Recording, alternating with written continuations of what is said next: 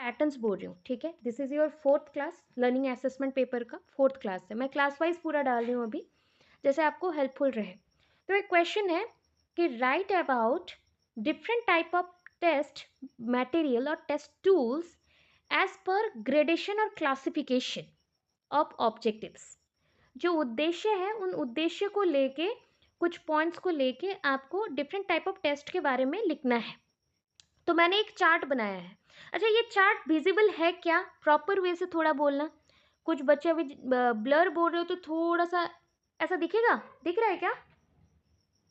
Yes ma'am, दिख रहा है। ओके यस मैम, दिख रहा है। ओके, थैंक यू, डन हो जाएगा। देखो, आपको यहाँ पे ना मल्टीपल क्वेश्चंस के आंसर मिलेंगे, बाकी बस आपको लिखना आना चाहिए। तो जो पॉइंट्स बोल रही हूँ आपको हेल्प करने के लिए कर रही हूँ, क्योंकि कम समय में आप पढ़ सको इस पॉइंट्स को, इसलिए। पहला देखो मैंने क्या किया है, इसमें ऐसे टाइप क्वेश्चंस हैं, ठीक है। ऐसे टाइप क्वेश्चन के लिए ई ऐसे लिखा गया है, ई ऐसे लिखा गया है, फिर भी ऐसे लिखा गया है, very short answer type question and short answer type question. And OT मतलब होता है objective type questions, objective type questions. अभी इनको कैटेगराइज करके आपके एग्जाम में आ सकता है कि राइट अबाउट ऐसे टाइप क्वेश्चंस। तो आपको 2 पेज का मटेरियल तो चाहिए ना। आप क्या करोगे, स्टार्टिंग पीरियड में आपको लिखना पड़ेगा। स्टार्टिंग पीरियड में क्या देना है, टेस्ट का इंट्रोडक्शन देना है, टेस्ट का इंट्रोडक्शन। फिर टेस्ट के जो क्वालिटीज़ होते हैं, टेस्ट क्वालिटीज़ याद करो, लिख के रखो please. Test qualities like objectivity, reliability, validity, practicability, वही सारे पॉइंट्स हैं जो डायग्नोस्टिक टेस्ट में भी यूज़ होते हैं, अचीवमेंट टेस्ट में भी यूज़ होते हैं, नॉर्मल टेस्ट में भी यूज़ होते हैं। उतना लिखने के बाद आपको याद होगा अचीवमेंट टेस्ट का एक हमने डायग्राम पैटर्न लिखा था। अगर नहीं याद है मैं बताती हूँ अगेन, ये अरेंजमेंट कल ही कर लेना, अदरवाइज भूल जाएंगे आप सब, ठीक है। देखो, एप्टीट्यूड एटीट्यूड पढ़ा था और उससे पहले एक छोटा सा डायग्राम, इस टाइप का डायग्राम था, ठीक है। अगर ये भी डायग्राम आपको मतलब नहीं समझ आ रहा है तो ऊपर और एक डायग्राम है, उस पर हम चल, अच्छा नेक्स्ट पीडीएफ में ऐसा ही डायग्राम और एक है, उसे देखिएगा। Standardise test, teacher made test. Teacher made test को अगेन डिवाइड किया गया, written test, pencil paper test, oral test, practical test. अभी पेंसिल पेपर टेस्ट जहाँ पे भी हो उसमें आपके 4 टाइप ऑफ क्वेश्चन बन सकते हैं, टाइप ऑफ क्वेश्चन। कहीं कहीं पे क्वेश्चन आता है आपका right about the type of question, typology इसको बोलते हैं, क्वेश्चन टाइपोलॉजी। क्वेश्चन टाइपोलॉजी क्या है, तो ऐसे टाइप, शॉर्ट आंसर टाइप, उसी में आएगा very short answer type and objective type. उसी चीज़ को आज पढ़ रहे हैं, क्योंकि ये भी एक अचीवमेंट टेस्ट का पार्ट है। सो क्वेश्चन बहुत सारे हैं यहाँ पे, आपको बस लिखने का स्टाइल आना चाहिए ताकि आप लिख सको। तो यहाँ पे मैंने डेफिनेशन दिया, पैटर्न दिया, एग्जामिनेशन मोड दिया और टाइप लिखा है, ओटी है, वीएसए है, एसए है। मतलब क्या जानते हो, ये जो टाइप्स में अभी यहाँ पे लिख रही हूँ और एरो मार्क तीनों में सीधा सीधा करके लिख रही हूँ, दैट मीन्स ऐसे टाइप को छोड़ के ये सारे जो टाइप्स हैं आप वेरी शॉर्ट आंसर टाइप में, शॉर्ट आंसर टाइप में, ऑब्जेक्टिव टाइप में भी लिख सकते हैं। तो आपको मटेरियल मिल गया, ठीक है। डिफरेंट टाइप ऑफ, देखो अभी टाइप ऑफ ऐसे टाइप क्वेश्चन में आपके एक्सटेंडेड रेस्पॉन्स क्वेश्चन है, रेस्ट्रिक्टेड रेस्पॉन्स क्वेश्चन है, उसके एडवांटेज है, उसके डिसएडवांटेज है, ठीक है। वैसे ही आपका यहाँ पे जो टॉपिक चल रहा था दोनों पार्ट के लिए, मतलब objective, very short and short के लिए, उसके लिए और भी पॉइंट्स नीचे नीचे लिखे गए हैं। मल्टीपल चॉइस क्वेश्चन होता क्या है, ऑल्टरनेट रेस्पॉन्स टाइप होता क्या है, मैचिंग टाइप टेस्ट होता क्या है, और एनालॉगी टाइप होता क्या है, क्लासिफिकेशन टाइप क्वेश्चन होता क्या है।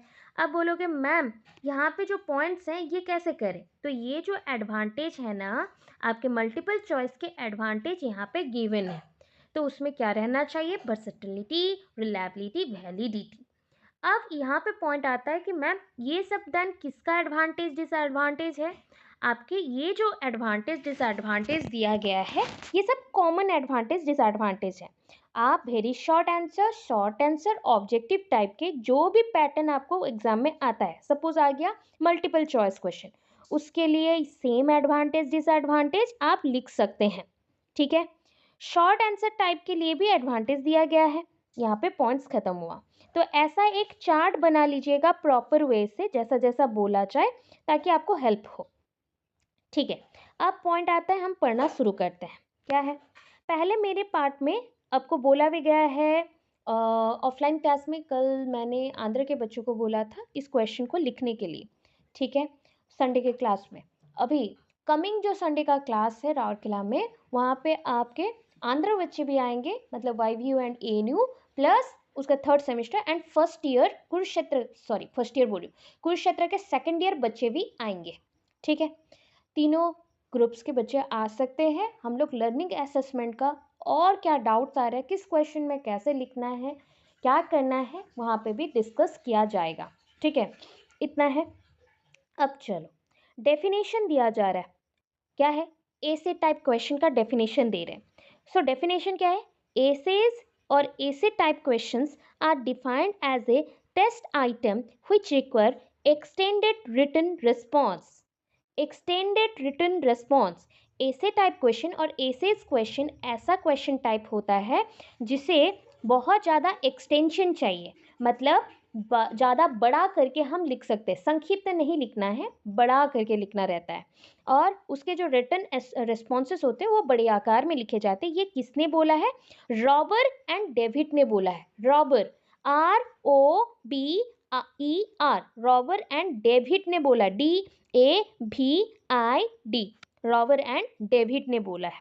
ओके, नेक्स्ट देखो, पैटर्न क्या मेंशन है, ओल्डेस्ट इन एजुकेशन, पता है, मतलब ऐसे टाइप क्वेश्चन सबसे ओल्डेस्ट टाइप ऑफ क्वेश्चन है एजुकेशन सिस्टम में।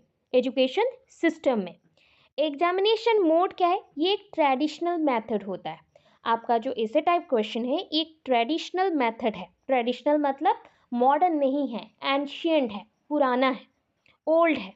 ठीक है, प्राचीन है, नवीन नहीं है। अब इसके बाद ये जो पॉइंट्स यहाँ पे लिखे गए हैं, एरो मार्क अच्छे से देखते हुए चलना, मुझे स्पेस नहीं मिला था तो लिखने के लिए, तो ये इतना पोर्शन उस साइड का है, मतलब very short answer type and short answer type, objective type का। आप नीचे चलो तो नीचे आपको मिलेंगे टाइप ऑफ ऐसे टाइप के फॉर्म्स, और ऐसे टाइप क्वेश्चन के टाइप्स कितने हैं, दो टाइप्स दिया गया है। एक है एक्सटेंडेड रेस्पॉन्स क्वेश्चन, दूसरा है रेस्ट्रिक्टेड रेस्पॉन्स क्वेश्चन। तो आपको मैंने बता दिया है कि शॉर्ट में आए तो कैसे लिखना है। स्टार्टिंग में आपको टेस्ट का इंट्रोडक्शन, मीनिंग नहीं है तो कैरेक्टर्स, मतलब उसके ऑब्जेक्टिविटी, वेरिएबिलिटी, जो भी वर्सेटिलिटी, प्रैक्टिकेबिलिटी, यूजेबिलिटी, सारे पॉइंट्स लिखेंगे। उसके बाद एक डायग्राम देंगे जहाँ पे मेंशन करना है टीचर मेड टेस्ट एंड आपका स्टैंडर्डाइज्ड है। टीचर मेड टेस्ट को अगेन डिवाइड किया गया, और डिवाइड करके फिर से ये फॉर्म्स में इतने टाइप ऑफ टेस्ट बनाए गए। उतना देने के बाद आप ऐसे टाइप में आएंगे जो भी आपके क्वेश्चन में पूछा जाएगा। अगर वेरी शॉर्ट टाइप है तो वेरी शॉर्ट में आएंगे, शॉर्ट टाइप है तो शॉर्ट टाइप में आएंगे। ठीक है, अब देखो एक्सटेंडेड टाइप ऑफ क्वेश्चन में क्या लिखा गया है, great deal of points to extend the question. आपको ना बहुत सारे यहाँ पे क्या मिलेंगे, पॉइंट्स मिलेंगे एक्सटेंड करने के लिए। Great deal of points to extend the question, question को एक्सटेंड करने के लिए बहुत सारे यहाँ पे पॉइंट्स मिलेंगे, जिससे आप डील करते हुए आप उसको इलैबोरेट कर सकते हैं। इलैबोरेट कर सकते हैं, आप चाहो तो यहाँ पे कोई एग्जाम्पल दे सकते हो, जैसे कि सपोज ऐसे on festival. So festival is a just like important day of Hindu or Muslim or every religion. Festival is of various type. Festival depends on many objectives, many points and many religion or religious factors etc. Festival needs many points, ऐसा करके छोटा छोटा and we need to elaborate it, ऐसा करके लिख सकते हो example देने के लिए। अभी देखो एग्जाम्पल में क्या है, हमें जब ना ऐसे टाइप क्वेश्चन मिलता है तो ऐसे में भी बहुत सारी चीज़ें होती है। एक होता है ना एग्जाम्पल, हम इसमें क्या दे सकते हैं, discuss essay and multiple choice test. Multiple choice question नहीं बोल रहा है, मल्टीपल चॉइस टेस्ट बोल रहा है। ठीक है, discuss essay and multiple choice test. Multiple choice test क्या होता है, जब हम बहुत सारे टॉपिक्स लिए रहते हैं और उसमें से एक टॉपिक के बारे में लिखा रहता है और उसको ही एलैबोरेट करना रहता है, उसको मल्टीपल चॉइस टेस्ट बोलते हैं। और जैसे कि बहुत सारे लॉन्ग आंसर टाइप है, उनमें से एक चूज करना है, उसे भी बोल सकते हो। अब आ जाओ रेस्ट्रिक्टेड रिस्पॉन्स क्वेश्चन। पता है रेस्ट्रिक्टेड बोल दिया गया मतलब बाउंड, जैसे कि 200 वर्ड में लिखो, 500 वर्ड में लिखो, मतलब 500 वर्ड्स में लिखो, या 180 वर्ड्स में लिखो, 180 लाइन्स में लिखो। तो ऐसा आपको बाउंड किया जाता है। तो यहाँ पे आपको इतना रेस्ट्रिक्शन है कि आप चीज़ों को एक्सपांड कर सकते हैं बट सर्टेन लिमिट तक। आप मोर स्पेसिफिक पॉइंट्स लिखेंगे और चीज़ों को एक्सपांड करेंगे। वेरी शॉर्ट आंसर टाइप से ये बहुत ही बड़ा है बट एक सर्टेन पॉइंट तक। तो more specific, easier to score, improve reliability and validity. तो ये ईजियर टू स्कोर करना क्यों है? क्योंकि हमें अगर टाइम स्पेसिफिक कर दिया जाए, लाइन स्पेसिफिक कर दिया जाए और वर्ड स्पेसिफिक कर दिया जाए कि इतने ही वर्ड में लिखना है, लिमिट बना दिया जाए, तब हमें कम लिखना पड़ता है। इससे आपको रिलायबिलिटी मिलेगा, वैलिडिटी मिलेगा और जल्दी जल्दी आप लिख सकोगे, स्कोर करना भी ईजी हो जाएगा। इसके एडवांटेज देख लो। देखो एडवांटेज क्या है? Free and effective expression. मतलब जानते हैं फ्री एंड इफेक्टिव एक्सप्रेशन क्यों है? जब कोई एक लॉन्ग क्वेश्चन मिलता है ना, so we are very scared about short question, not on long question, because one long question equals to 6 to 7 pages and if we have many information, अगर हमारे पास बहुत सारे information है then हम उसको डालते हैं और अपने अकॉर्डिंग अरेंज करके लिख देते हैं, सो इट्स ईजी। बट जब हमें प्रिसाइज मैनर पे छोटे छोटे पॉइंट्स पे लिखने को बोला जाता है, जब 1 या 2 लाइन या 10 लाइन के अंदर लिखने बोला जाए, तो बहुत ही कन्फ्यूजन लगता है कि कौन सा पॉइंट इंपॉर्टेंट ज़्यादा है। ठीक है, सो इफेक्टिवली एलैबोरेट करके बड़े आकार में लिखने के लिए हेल्प करता है ये, इसलिए फ्री एंड इफेक्टिव एक्सप्रेशन है।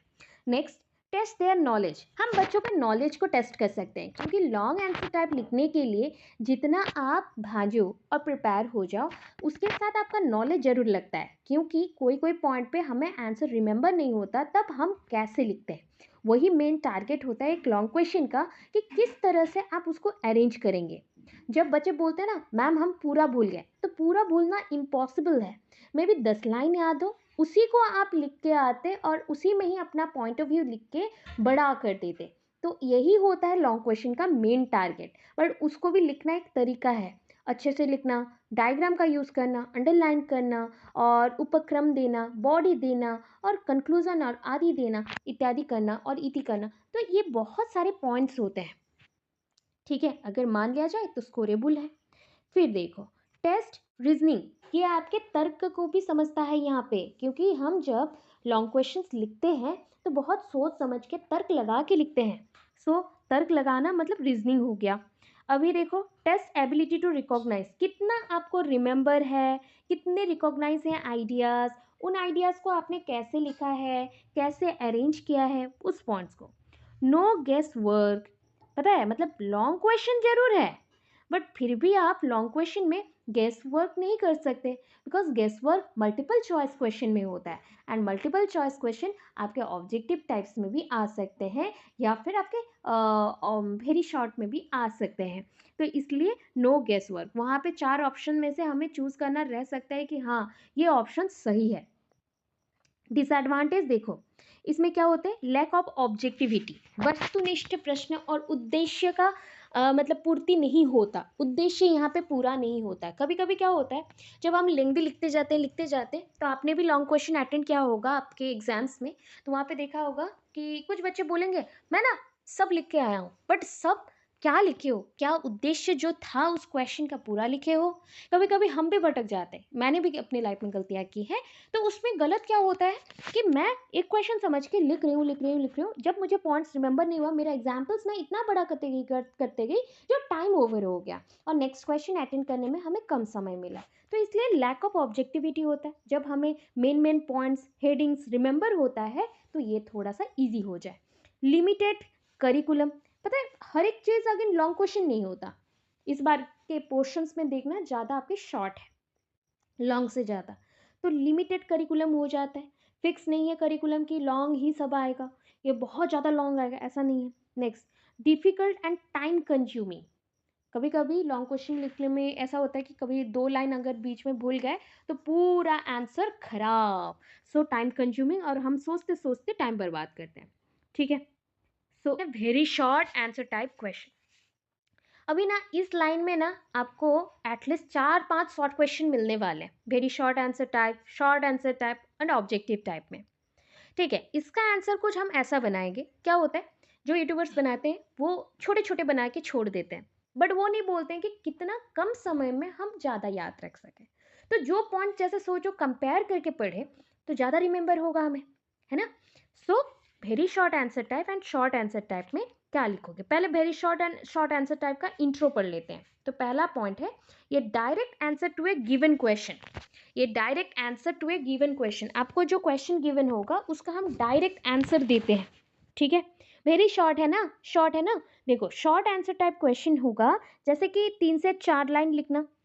Very short answer type question होगा 1 to 2 लाइन लिखना, या 1 लाइन में ही हो जाएगा, 1 लाइन हो सकता है। ऑब्जेक्टिव टाइप जब आता है तो वर्ड के बेसिस पे आता है, वर्ड वर्ड, 1 वर्ड 2 वर्ड ऐसा। सो ये direct answer to a given question in a piece of sentence और वर्ड लिख दिया। पीस ऑफ सेंटेंस में हो सकता है और वर्ड्स में हो सकता है। देन इसको हम बोल सकते हैं वेरी शॉर्ट आंसर और शॉर्ट आंसर टाइप क्वेश्चन। ठीक है, पता है ये कब आया था, कौन से पीरियड में आया था? मिडिस्ट इन एजुकेशन सिस्टम। मिडिस्ट मतलब ना ही बहुत पुराना ना ही बहुत नया, ये मिड में आया था। ठीक है, और ये ट्रेडिशन के बाद आया, ट्रेडिशनल पॉइंट के बाद आया, पोस्ट ट्रेडिशंस में आया है, पोस्ट ट्रेडिशंस में आया हुआ है। ठीक है, अब यहाँ पे भी देख लो एक बार। ठीक है, ऑब्जेक्टिव टाइप का भी देख लो, पढ़ लेते हैं, नेक्स्ट पेज में चले जाएंगे। Objective type are those that require specific potential answer to a question. अरे स्पेसिफिक पोटेंशियल आंसर मतलब जो सबसे सर्वाधिक सही हो उसी उत्तर को चुने, ऐसा लिखा रहता है ना। ठीक है, which one is correct please choose it. So वैसा ही जो सबसे सही है, आपको 4 ऑप्शंस दिए, 4 ऑप्शंस में से जो सबसे सही है उसी को चुने। तो स्पेसिफिक पोटेंशियल, जो आंसर का ज़्यादा पोटेंशियल है, करेक्ट होने के चांसेस ज़्यादा है, उसी को चूज करें। तो ये ऑब्जेक्टिव टाइप है, ये बहुत ही न्यूएस्ट है एजुकेशन सिस्टम में एंड पोस्ट ट्रेडिशनल पीरियड में आ चुका है।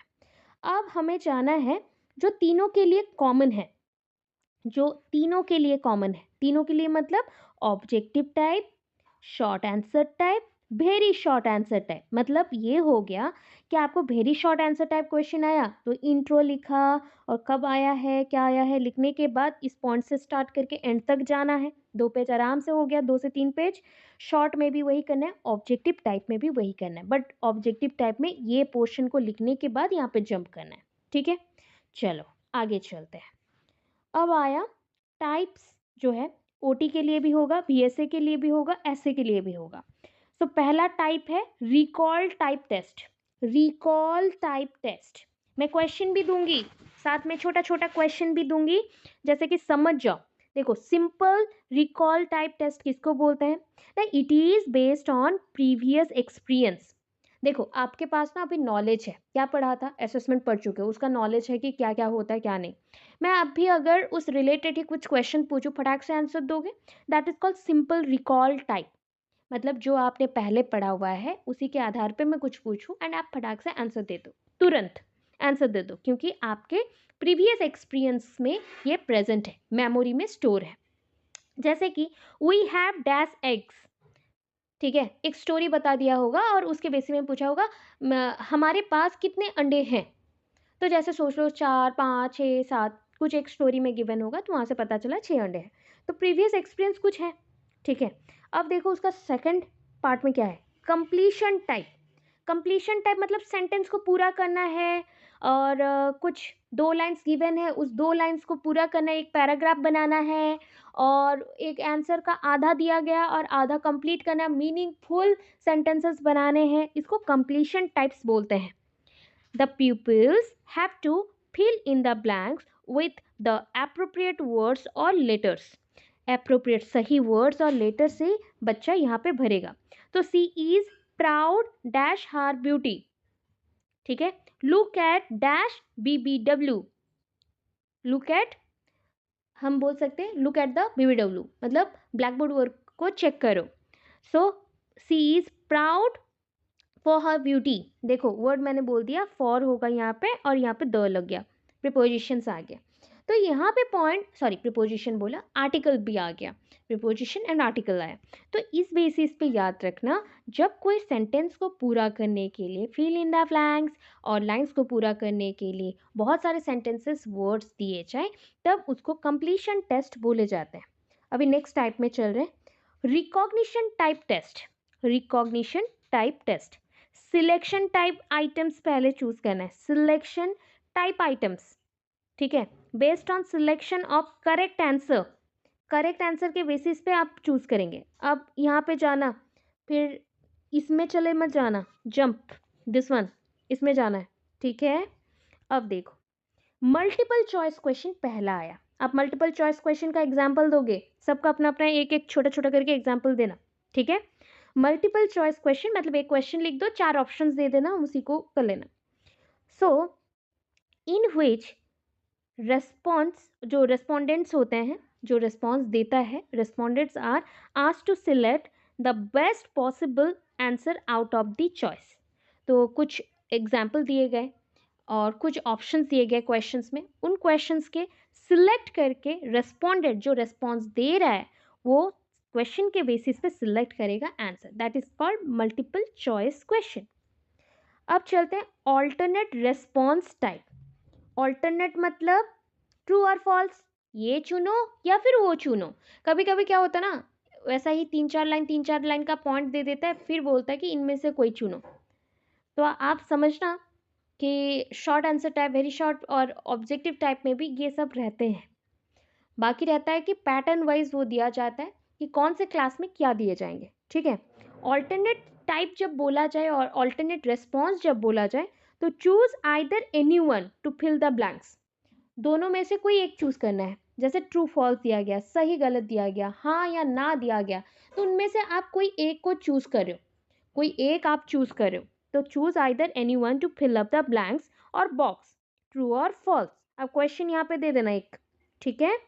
फिर देखो matching type test. Matching type test क्या होता है? मैचिंग टाइप टेस्ट है match test items of one side to the test items of the other side, column matching, that is column matching. इधर का एक लिखा, पूरा डायग्राम करोगे और कॉलम ए और इधर रहा कॉलम बी, यहाँ पे कुछ पॉइंट्स और इधर कुछ पॉइंट्स, और वो उसको हमने मैच करवाया, that is called column matching. ये अगर प्रश्न है, ये उसके उत्तर इधर रहते हैं, एक से ज़्यादा उत्तर भी रह सकते हैं, बट एक आइटम के लिए एक उत्तर निर्दिष्ट रहता है, फिक्स्ड रहता है, दोनों साइड में ऐसे पॉइंट्स लिखे जाएंगे। फिर आता है क्लासिफिकेशन टाइप। क्लासिफिकेशन मतलब वर्गीकरण, based on similar characters item should be classified. देखो अभी जैसे सुन लो कि आपको ना मैंने बहुत सारे फूल दिए हैं, ठीक है, जैसे रेड रोज़ दिया, येलो रोज़ दिया, ब्लैक रोज़ दिया, डालिया दिया, लोटस दे दिया, तो ऐसे मैंने 10-12 फूल आपको गिफ्ट किए हैं। उनमें से आपको बोला गया कि इनको कौन से कैटेगरी में रखें, तो आप कौन सा कैरेक्टर लेंगे? फूलों का और फ्लावर का जो कैरेक्टर्स होता है, स्मेलिंग का और बहुत दिनों तक रहने का, और मतलब इरिटेटिंग ना हो, कोई मतलब एलर्जीज ना हो, वो सब देखते हुए आप फूलों को कौन से कैटेगरी में रखोगे? पत्तों के कैटेगरी में, फ्लावर के कैटेगरी में, वेजिटेबल्स के कैटेगरी में। ऑब्वियस हम वहाँ से चूज़ करेंगे कि फ्लावर्स के कैटेगरी में रखेंगे, तो इसको क्लासिफिकेशन कहते हैं, इसको क्लासिफिकेशन कहते हैं। इसके बाद फिर से हम फ्लावर्स को कैटेगराइज कर सकते हैं, जैसे कलर वाइज। सो अभी होंगे कुछ फ्लावर के कलर होंगे ब्लैक और वाइट और ब्लू, तो उनको सेपरेट कर देना, तो वो भी है one kind of classification type. फिर आता है एनालॉगी टाइप। तो choose same categories items. Analogy क्या होता है? देखो जैसे हम लोग पढ़ते हैं ना, रुको मैं एक एग्जांपल देती हूँ। हाँ, डोर, अच्छा मैं थोड़ा क्लियर करती हूँ। ओके, होम के लिए डोर होता है, ठीक है, डोर होता है।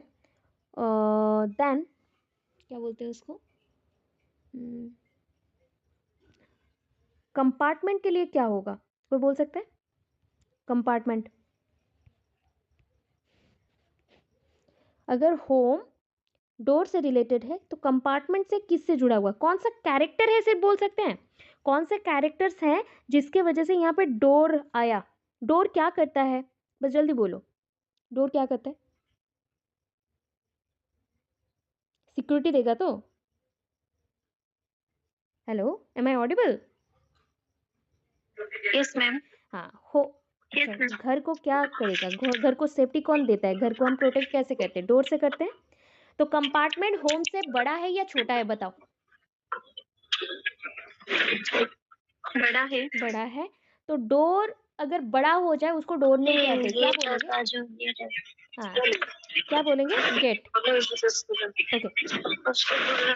Okay, please mute up your mic. Question आ जाए स्काई का कलर क्या है, वाटर का कलर क्या होगा, ऐसे जब क्वेश्चंस रहे तो उससे लिंक्ड होते हुए हम बोलते हैं इसको एनालॉगी।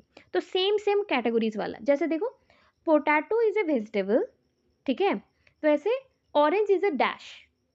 तो ऑरेंज इज, जैसे पोटैटो वेजिटेबल है तो ऑरेंज का कैटेगरी क्या होगा, फ्रूट्स।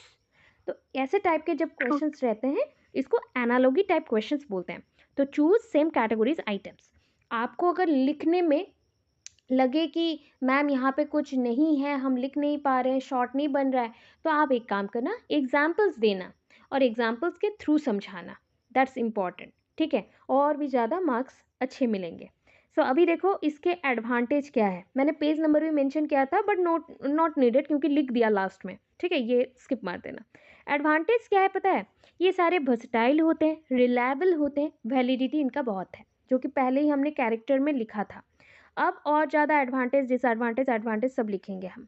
अब इसके सीधे में है, तो advantage less expensive, save time, obvious है, जितना भी शॉर्ट टाइप्स होते हैं, शॉर्ट आंसर टाइप्स होते हैं, वेरी शॉर्ट आंसर टाइप और ऑब्जेक्टिव टाइप होते हैं, वो एक्सपेंसिव भी कम होते हैं, प्लस सेव टाइम और इमीडिएट फीडबैक भी मिलता है। कोऑपरेटिव स्पिरिट होता है, मतलब आप जल्दी से क्विकली आंसर दे के क्लियर कर सकते हो, ठीक है। Useful in the difficult situation, मतलब हार्ड से हार्ड सिचुएशंस में हम यूज़ कर सकते हैं। ऐसे टाइप क्वेश्चन को हर जगह यूज़ नहीं कर सकते, किसी को अगर ऐसे टाइप में बोलो अरे ये क्वेश्चन को थोड़ा एलैबोरेट करके बताना, तो वो बेचारा कभी नहीं बताएगा, 6 पेज का आंसर वो बोलेगा भी नहीं। उसको बोलना शॉर्टकट बताना, क्विकली बताता है, तो कोऑपरेटिव स्पिरिट है और डिफिकल्ट सिचुएशन में भी यूज़ कर सकते हैं। डिसएडवांटेज से पहले और कुछ एडवांटेज जान लो। They request short period of reading and response times, जितने भी शॉर्ट क्वेश्चंस होते हैं तो कम समय पढ़ना पड़ता है और जल्दी से हो जाता है और रिस्पॉन्स भी हम जल्दी दे पाते हैं। प्रोवाइड ऑब्जेक्टिव मेजरमेंट, जितने भी हमारे उद्देश्य हैं उनको हम मेजर करते हैं, मेजरमेंट देते हैं।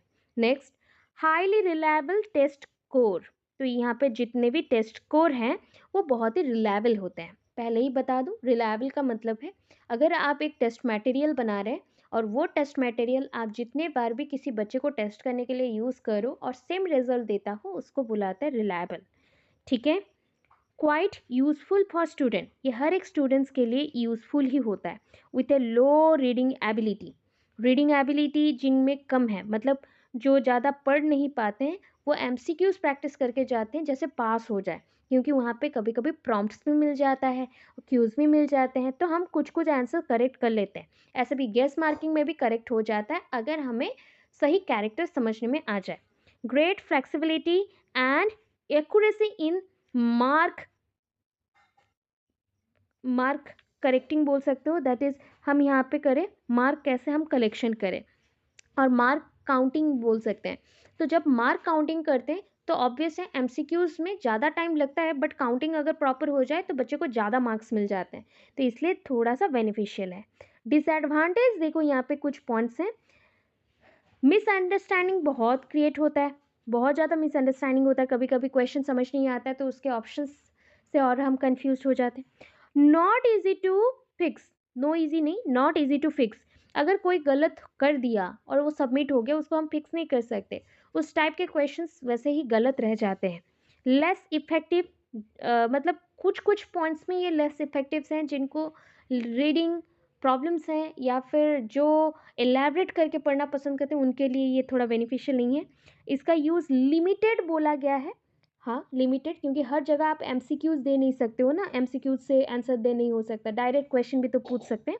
एंड लैक ऑफ एक्यूरेसी, कभी कभी क्या होता है ना, कुछ कुछ क्वेश्चंस एक्यूरेसी का कमी भी होता है, जितना एक्यूरेट आंसर होता है सही होगा, बट क्या होता है ना, ऐसे टाइप में ज़्यादा एक्यूरेसी नहीं देखा जाता, बट शॉर्ट आंसर टाइप में ज़्यादा एक्यूरेसी हम देखते हैं, बट कमी हो जाए तो नेगेटिव रहेगा। सो इतना पॉइंट्स हैं, ठीक है, कर पाओगे? सारे बच्चे कर पाएंगे? जाएगा, ठीक है। अब लास्ट वाला आता है आपका क्राइटेरिया बेस्ड। देखो यहाँ पे क्या लिखा गया है, येलो में लिखा है, नहीं समझ आ रहा है, जैसा हम लिख रहे थे ना, based on scope, based on attributes, based on collection of data, तो यहाँ पे है बेस्ड ऑन, ठीक है, based on nature of interpretation. Nature of interpretation, interpretation मतलब एक्सप्लेनेशन और ट्रांसलेट। कोई भी पॉइंट को समझा, उस पॉइंट के आधार पे अगर मैं किसी चीज़ को एक्सप्लेन करती हूँ, उसे बोलते हैं इंटरप्रिटेशन। अभी इसमें दो टाइप ऑफ इवैल्यूएशन और असेसमेंट आ जाते हैं, criterion referenced and norm referenced. Criterion referenced and norm referenced, ठीक है, नॉर्म रेफरेंस्ड। क्राइटेरियन रेफरेंस्ड क्या है? when the evaluation is concerned with the performance of the individual। जब कोई इवैल्यूएशन, और ब्रैकेट में क्या बोला था, क्या लिख सकते हो, असेसमेंट। क्वेश्चन पेपर में असेसमेंट वर्ड है तो हम लिखेंगे criterion reference assessment. Question paper में इवैल्यूएशन है, क्राइटेरियन रेफरेंस इवैल्यूएशन, तो उस बेसिस पे लिखते चलोगे, ठीक है। So when the evaluation is concerned with performance of an individual. देखो, अगर किसी का इवैल्यूएशन और असेसमेंट परफॉर्मेंस से जुड़ा है, किसी एक बच्चे का, पर्सन के परफॉर्मेंस से जुड़ा है, of what he can do or the behavior he can demonstrate is termed as criterion reference evaluation। देखो, वो क्या कर सकता है या उसका बिहेवियर क्या है, बोल रहा है, उसी को क्राइटेरियन रेफरेंस टेस्ट कहते हैं। In this evaluation there is a reference to a criterion. देखो, क्राइटेरियन का मतलब है क्राइटेरिया, कैरेक्टर।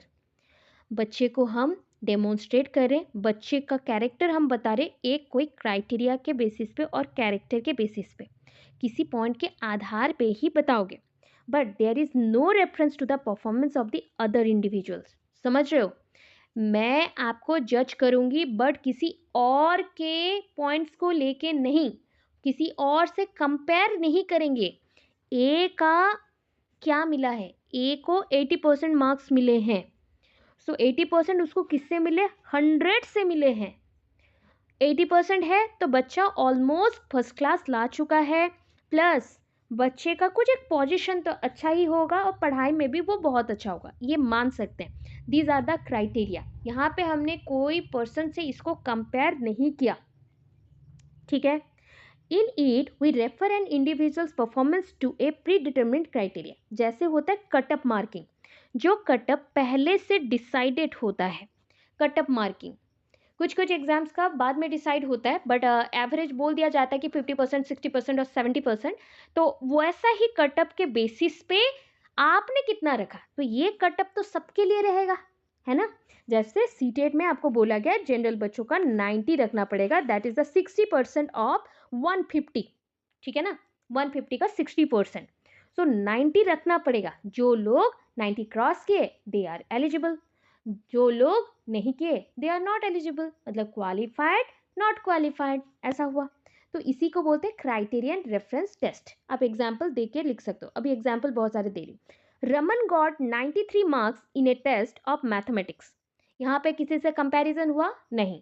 अब 93 मार्क्स रखा है मतलब 100 से रखा होगा ना, तो 93 मार्क्स रखा है 100 से, या फिर अगर टोटल मार्क 150 हो तो 150, 200 कुछ भी हो सकता है। तो रमन मगर लाया है 93 मार्क्स एक टेस्ट ऑफ मैथमेटिक्स में। फिर ये टाइपिस्ट, देखो एक टाइपिस्ट है जो टाइप करते हैं, वो टाइप कर सकते हैं 60 वर्ड्स पर मिनट।